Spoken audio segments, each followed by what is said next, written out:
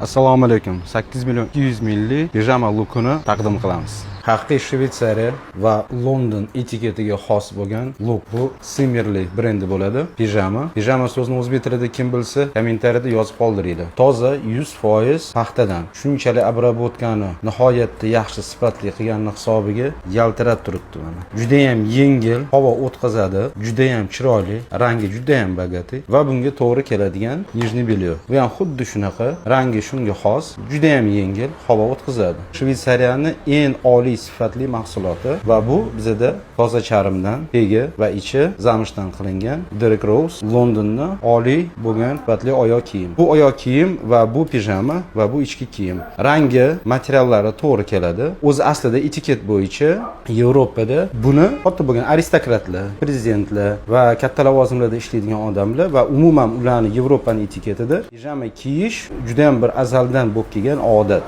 Buni ichidan hech narsa kiyish shart emas. Faqatgina pastki qismidan mana bu ichki kiyimni kiyilinadi va shunga o'xshash yoki xuddi shunaqa tapchkalar uyda, ofisda kiyiladi. Bu aynan etiketi shunga xos. Shu lookga baho berib qo'yasizlar. Bu oddiy bir look emas, etiketga ham xos look.